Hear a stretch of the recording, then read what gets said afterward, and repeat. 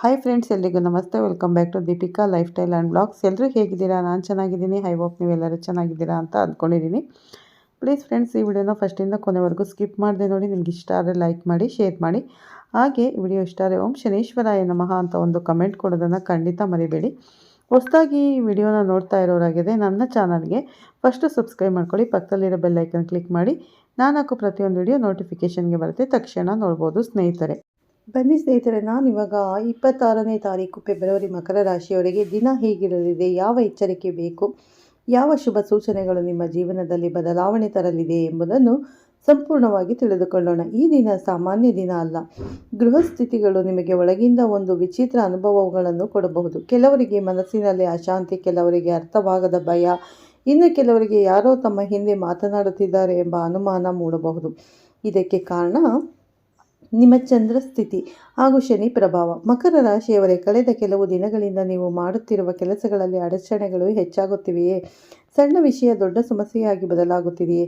ನೀವು ಯಾರನ್ನು ಕೇಡಿಗೆ ಯೋಚಿಸದಿದ್ದರೂ ನಿಮ್ಮ ಬಗ್ಗೆ ತಪ್ಪು ಮಾತು ಹರಡುತ್ತಿದೆಯೇ? ಇವು ಎಲ್ಲವೂ ಕೇವಲ ಈ ಕ್ಷಣಿಕ ಮಾತ್ರ ಅಲ್ಲ. ನಿಮ್ಮ ಶಕ್ತಿಯನ್ನು ಕುಗ್ಗಿಸಲು ಹೊರಗಿನ ನಕಾರಾತ್ಮಕ ವಾತಾವರಣ ಕಾರಣವಾಗಿರಬಹುದು. ಕೆಲವೊಮ್ಮೆ ನಾವು ಯಾರೋ ಕೆಟ್ಟದಾಗಿ ನೋಡುತ್ತಿದ್ದಾರೆ ಎಂಬ ಭಾವನೆ ಹೊಂದಬಹುದು. ಅದು ನಿಜವಾದ ಕಪ್ಪು ಮಂತ್ರ ಅಥವಾ ದೋಷ ಎಂದು ಅರ್ಥವಲ್ಲ. ಆದರೆ ನಕಾರಾತ್ಮಕ ದೃಷ್ಟಿ, ಅಸೂಯೆ ಹಾಗೆ ಇವುಗಳಿಂದ ಮನೋಭಾವ ಹೆಚ್ಚಾಗಬಹುದು. ಇಂದು ಬೆಳಗ್ಗೆ ಎದ್ದ ಕ್ಷಣದಿಂದಲೇ ನಿಮಗೆ ಮನಸ್ಸು ಭಾರವಾಗಿರುವ ಅನುಭವ ಬರಬಹುದು. ಕೆಲಸಕ್ಕೆ ಹೊರಡುವಾಗ ಸಂಘ, ಅಡ್ಡಿ, ವಾಹನ ಸಮಸ್ಯೆ ಅಥವಾ ಫೋನ್ ಮೂಲಕ ಅಸಹಜ ಸುದ್ದಿ ಕೇಳುವ ಸಾಧ್ಯತೆ ಇದೆ. ಆದರೆ ಕೆದರಬೇಡಿ. ಇದು ನಿಮ್ಮ ಪರೀಕ್ಷೆಯ ದಿನ, ನಿಮ್ಮ ಧೈರ್ಯವನ್ನು ಪರೀಕ್ಷಿಸುವ ದಿನ. ನೀವು ಕುಗ್ಗಿದರೆ ದಿನ ಕಠಿಣವಾಗುತ್ತದೆ.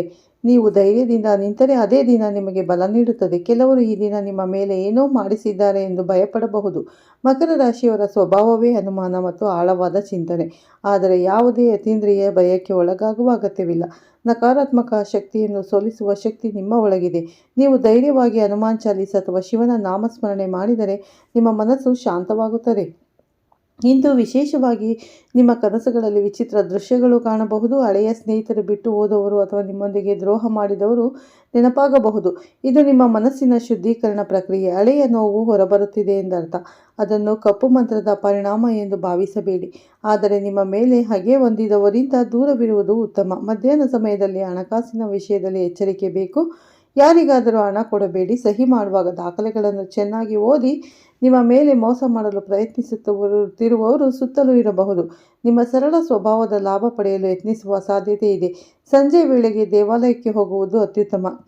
ಕರ್ನಾಟಕದ ಕೊಳ್ಳೂರಿನ ಮೂಕಾಂಬಿಕಾ ದೇವಸ್ಥಾನ, ತಮಿಳುನಾಡಿನ ರಾಮೇಶ್ವರಂ, ಆಂಧ್ರಪ್ರದೇಶದ ಶ್ರೀಕಾಳಹಸ್ತಿ ದೇವಸ್ಥಾನ ಅಥವಾ ನಿಮ್ಮ ಊರಿನ ಸಮೀಪದ ಶಿವಾಲಯಕ್ಕೆ ಭೇಟಿ ನೀಡಿ. ವಿಶೇಷವಾಗಿ ಶ್ರೀಕಾಳಹಸ್ತಿಯಲ್ಲಿ ರಾಹುಕೇತು ಶಾಂತಿ ಪ್ರಾರ್ಥನೆ ಮಾಡುವುದರಿಂದ ಮನಸ್ಸಿನ ಭಯ ಕಡಿಮೆಯಾಗುತ್ತದೆ.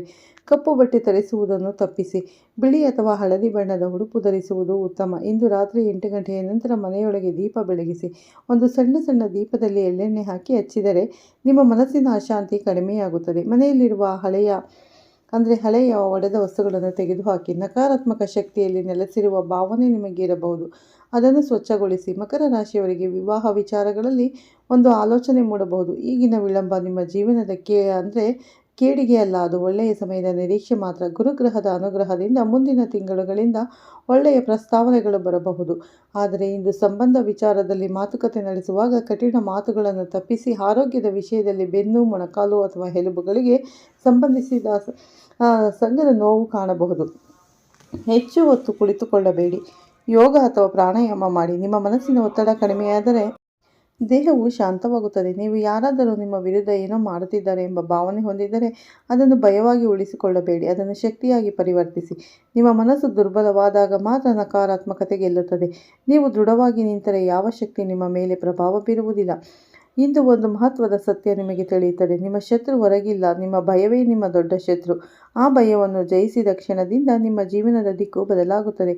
26ನೇ ತಾರೀಕು ಫೆಬ್ರವರಿ ನಿಮ್ಮನ್ನು ಪರೀಕ್ಷಿಸುವ ದಿನ. ಆದರೆ ಅದೇ ದಿನ ನಿಮ್ಮ ಒಳ ಬಲವನ್ನು ಜಾಗೃತಿಗೊಳಿಸುವ ದಿನ ಕೂಡ ಆಗಿರುತ್ತದೆ.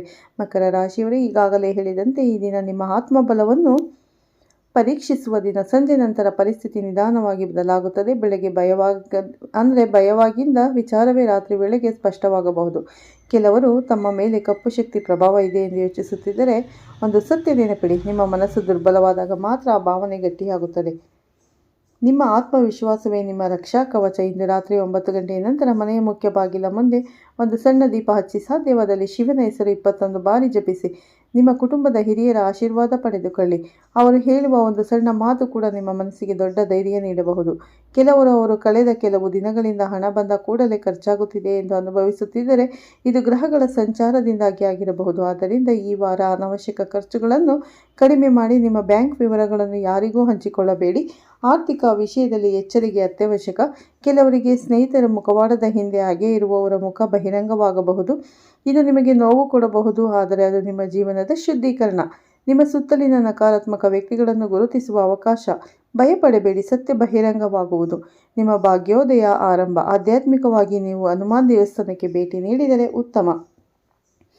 ವಿಶೇಷವಾಗಿ ಮಂಗಳವಾರ ಅಥವಾ ಶನಿವಾರ ಹನುಮಾನ್ ಚಾಲಿಸ ಪಠಣ ಮಾಡಿ.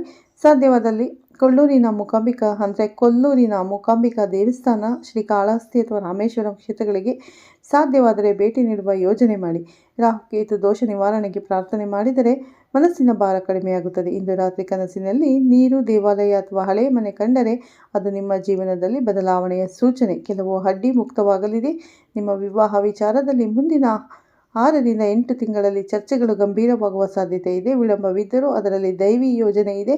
ಒಂದು ಮುಖ್ಯ ಎಚ್ಚರಿಕೆಯಿಂದ ಯಾರಾದರೂ ಅನವಶ್ಯಕವಾಗಿ ಕರೆ ಮಾಡಿದರೆ ಅಥವಾ ವಾದಕ್ಕೆ ಎಳೆದರೆ ತಕ್ಷಣ ಪ್ರತಿಕ್ರಿಯಿಸಬೇಡಿ. ಶಾಂತವಾಗಿ ಕೇಳಿ. ನಿಮ್ಮ ಮೌನವೇ ನಿಮ್ಮ ಶಕ್ತಿ. ಮತ್ತು ಕೋಪದಿಂದ ತೆಗೆದುಕೊಂಡ ನಿರ್ಧಾರ ನಿಮಗೆ ನಂತರ ಪಶ್ಚಾತ್ತಾಪ ತರಬಹುದು. ಮಕರ ರಾಶಿಯವರೇ, 26ನೇ ತಾರೀಕು ಫೆಬ್ರವರಿ ನಿಮ್ಮ ಜೀವನದಲ್ಲಿ ಭಯದಿಂದ ಬಲಕ್ಕೆ ಸಾಗುವ ದಿನ. ಬೆಳಗ್ಗೆ ಎದ್ದ ಆತಂಕ ರಾತ್ರಿ ವೇಳೆಗೆ ಧೈರ್ಯವಾಗುತ್ತದೆ. ನಿಮ್ಮ ಮನಸ್ಸು ಸ್ವಚ್ಛವಾಗಿದ್ದರೆ ಯಾವ ಕಪ್ಪು ಶಕ್ತಿಯೂ ನಿಮ್ಮ ಮೇಲೆ ಪ್ರಭಾವ ಬೀರುವುದಿಲ್ಲ. ನಿಮ್ಮ ನಂಬಿಕೆ, ನಿಮ್ಮ ಭಕ್ತಿ, ನಿಮ್ಮ ಆತ್ಮವಿಶ್ವಾಸವೇ ನಿಮ್ಮ ರಕ್ಷಾ ಕವಚ. ಇದು ನಿಮಗೆ ರಕ್ಷಾ ಕವಚ ಇದ್ದಂತೆ ಸ್ನೇಹಿತರೆ. ಇಂದಿನ ಮಕರ ರಾಶಿ ಭವಿಷ್ಯ ನಿಮಗೆ ಉಪಯುಕ್ತವಾಗಿದ್ದರೆ ವಿಡಿಯೋಗೆ ಲೈಕ್ ಮಾಡಿ. ನಿಮ್ಮ ರಾಶಿ ಮತ್ತು ನಿಮ್ಮ ಇಷ್ಟದ ದೇವರ ಹೆಸರು ಕಮೆಂಟ್ ಮಾಡಿ. ನಮ್ಮ ಚಾನಲ್ಗೆ ಇನ್ನೂ ಸಬ್ಸ್ಕ್ರೈಬ್ ಆಗಿಲ್ಲ ಅಂದರೆ ಈ ಕೂಡಲೇ ಸಬ್ಸ್ಕ್ರೈಬ್ ಮಾಡಿಕೊಂಡು ಪಕ್ಕದಲ್ಲಿರೋ ಬೆಲ್ಲೈಕನನ್ನು ಕ್ಲಿಕ್ ಮಾಡಿ. ಈ ದಿನ ನಿಮ್ಮ ಭವಿಷ್ಯ ಹೇಗಿದೆ ಅಂತ ನಾನು ಸಂಪೂರ್ಣ ಮಾಹಿತಿ ನೀಡಿದ್ದೇನೆ. ಈ ವಿಡಿಯೋ ಇಷ್ಟ ಆದರೆ ಲೈಕ್ ಮಾಡಿ, ಶೇರ್ ಮಾಡಿ. ಮತ್ತೆ ಸಿಗ್ತೀನಿ ಉತ್ತಮ ರಾಶಿ ಭವಿಷ್ಯದೊಂದಿಗೆ. ಅಲ್ಲಿವರೆಗೂ ತಮ್ಮೆಲ್ಲರಿಗೂ ಧನ್ಯವಾದಗಳು. ಒಳ್ಳೆಯದಾಗಲಿ ಸ್ನೇಹಿತರೆ.